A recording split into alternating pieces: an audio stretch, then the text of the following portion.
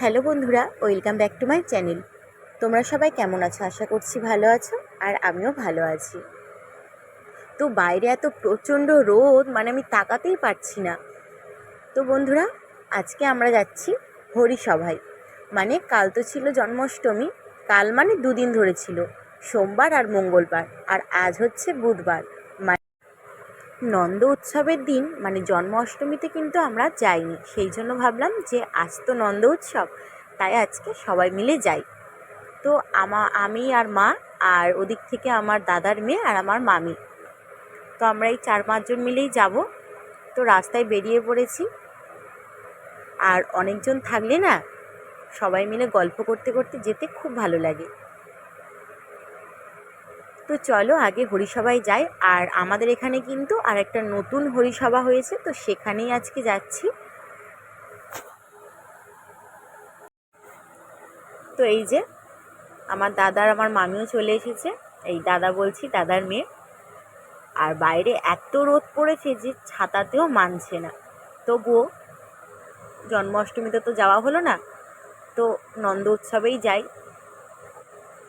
আর হরিসভায় গেলে সত্যি বলছি মনটা না এত ভালো লাগে, এত ভালো লাগে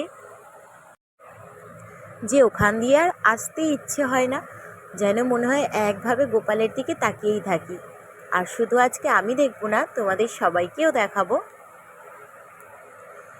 আর দেখো চারিদিকে কেমন গাছপালা, সবুজ প্রকৃতি, দেখেও যেন খুব ভালো লাগে। দরকার ছাড়া তো এখন আর খুব একটা বাড়ির বাইরে বেরোনো হয় না, সেই জন্য মাঝে মাঝে দরকারে বাইরে বেরোতে বেশ ভালোই লাগে।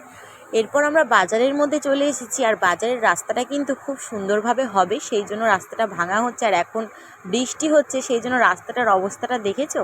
এই রাস্তাগুলো দেখো কত সুন্দর হয়ে গেছে। এই রকমই রাস্তা আমাদের ওখানটায় হবে, বাজারের ভেতরটা। সেই জন্য এখন বৃষ্টি হলেই তো চারিদিকে কাদা ভর্তি। আর আমি হাঁটছিলাম বলে ক্যামেরাটা অফ করা হয়নি, কিন্তু আমি জানিও না যে এই ভিডিওগুলো হয়ে গেছে। দেখছো কেমনভাবে হয়েছে, আমি দেখিও নি সেই থেকে। তো আমি ভেবেছিলাম যে মনে হয় ক্যামেরাটা অফ ছিল, কিন্তু না, অন হওয়া ছিল, সেই জন্য কেমন দুলছিল খালি। তো ঠাকুর মন্দিরে যেতে যেতে না একটা আলু কাবলির দোকান সামনে পড়লো, তো ভাবলাম একটু আলু কাবলি খাই। ওই যে বললাম বাড়ির বাইরে আর বেরোনো হয় না, আর বাইরে না বেরোলে এই সবগুলো আর পাবো কোথায় বলো? তবু মা নিয়ে যায়, তবু একটা দোকানের সামনে একটা দাঁড়িয়ে খাওয়া, যেমন ফুচকা বলো কিছু, আর বাড়িতে নিয়ে গিয়ে বসে খাওয়া একটা অন্যরকম।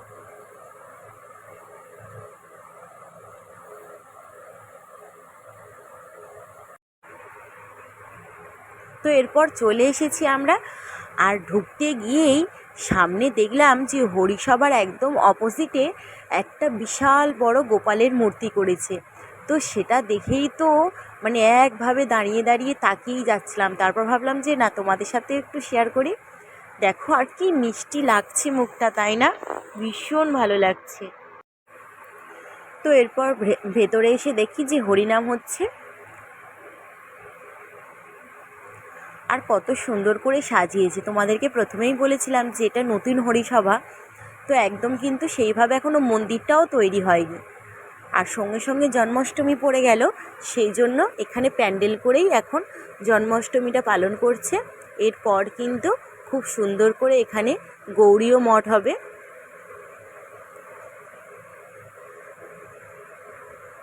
তো আমাদের এখানে প্রায় 2টো হরিসভা আছে, তো এটা নিয়ে 3টে হবে, এটা নতুন হচ্ছে। আর তোমাদেরকে ঠাকুরটা অবশ্যই দেখাবো, তার আগে প্যান্ডেলটা করেছিল কত সুন্দর লাগছিল, সেটাই তোমাদের সাথে শেয়ার করছিলাম। আর ঠাকুরটা যেহেতু একজনদের বাড়িতে আছে এখন, একদম সেই 4তলার ওপরে, তো সেখানে গিয়ে অবশ্যই তোমাদেরকে দেখাবো, গোপালের দর্শন করাবো। আর এখান দিয়ে গোপালটাকেও দেখা যাচ্ছে, দেখো। চলো এবার তোমাদের সাথে গোপালের দর্শন করাই তোমাদেরকে। আর আগেই বললাম যে একদম 4তলার ওপরে, সেই জন্য এলাম। এরপর আমার মা এখানে প্রথমে প্রণাম করছিল, আর আমার দাদার মেয়ে গিয়ে আমার সোনাইকে শু করিয়ে দিয়েছে, বলে এই তুইও প্রণাম কর। তো দেখো এখন প্রায় 12টা এখনও বাজেনি। তো তার আগে কিন্তু গোপালের আবার জামা কাপড় চেঞ্জ করছে ওখানে। তো সবাই এক এক করে আগে আমরা প্রণাম সেরে নিলাম। এবার তোমরা খুব ভালো করে দেখে নাও গোপালগুলো। আর এখানে কিন্তু একটা দুটো নয়, প্রচুর গোপাল। আর এখন কিন্তু যেহেতু 12টা বাজতে যায়, সেই জন্য গোপালের হয়তো নতুন করে আবার ভোগ দেবে। আর দেখো সেই জন্য এক একটা গোপালকে আবার নামিয়ে খুব সুন্দর করে তাদেরকে নতুন জামা পরিয়ে সাজাচ্ছে। প্রায় দিনে কতবার যে এদেরকে সাজাচ্ছে, জামা কাপড় পরাচ্ছে। আর ওপরে একদম বড় বড় করে লেখা রাধা কৃষ্ণ। গোপালগুলো দেখে না খুব ইচ্ছে করছিল যে কোলে নিই, আদর করি, কিন্তু সেটা তো ভজ গোবিন্দ গোবিন্দ গোপালা গোবিন্দ গোবিন্দ গোপালা ভজ গোবিন্দ গোবিন্দ গোপালা গোবিন্দ গোবিন্দ গোপালা জয় গোবিন্দ গোবিন্দ বল গোবিন্দ গোবিন্দ গোবিন্দ গোবিন্দ ভজ গোবিন্দ গোবিন্দ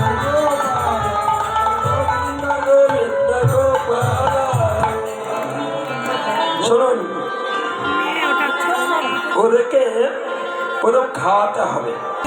গোপালা গোবিন্দ গোবিন্দ গোপালা জয় গোবিন্দ জয় গোপালা জয় গোবিন্দ জয় গোপালা জয় গোপালা আমাদের জয় গোবিন্দ জয় গোপালা জয় গোবিন্দ নন্দ দুলালা জয় গোবিন্দ নন্দ দুলালা নন্দ দুলালা জয় গোবিন্দ জয় গোপালা জয় গোবিন্দ জয় গোপালা জয় গোবিন্দ জয় গোপালা। সেই জন্য দূর থেকেই দেখছিলাম। আর তারপর তো তোমাদের সাথে আর কথা বললাম না, একটু হরিনামটা শেয়ার করলাম। আর তারপরেই কিন্তু এখানে প্রায় 2:30টা মতন বাজে। তো গোপালের ভোগ চলে এসেছে। আর এখানে কিন্তু এখনও হরিনাম হচ্ছিল, মানে যারা খেতে বসেছে। আর যারা তো এখনও অনেক প্রচুর ভিড় হয়েছে, তো যারা এখনও খেতে বসেনি তারা কিন্তু এখনও ওদিকে দাঁড়িয়ে আছে, হরিনাম গাইছে তারা। তো সত্যি কথা বলতে বন্ধুরা, গোপালের ভোগ যেমনভাবেই রান্না হোক না কেন, এত সুন্দর খেতে লাগে না। তো এখানে এই যে গোপালের ভোগে আসল যে তালের বড়া, সেটা দিয়ে গেল। আর খিচুড়ি আছে, এখানে আলু, বড়ি, কুমড়ো এগুলো দিয়ে একটা তরকারি, আর এখানে পরমান্ন। আর সবার শেষে ছিল রসগোল্লা। আর এখানে দেখো আমার মা 2টো রসগোল্লা নিয়েছে, আমার সোনাইয়ের জন্য একটা আর আমার মায়ের জন্য একটা। সোনাই তো খেতে তো আমাদের কিন্তু ভোগ টোগ খাওয়া হয়ে গেছে। এরপর আমরা কিন্তু বাড়ি যাওয়ার জন্য বেরিয়ে পড়েছি। প্রায় এখন 3:30-এর কাছে বাজে। তো আসার সময় তো হেঁটে এসেছিলাম, কিন্তু যাওয়ার সময় আর হেঁটে যেতে পারবো না, সেই জন্য ভ্যানে উঠেছি।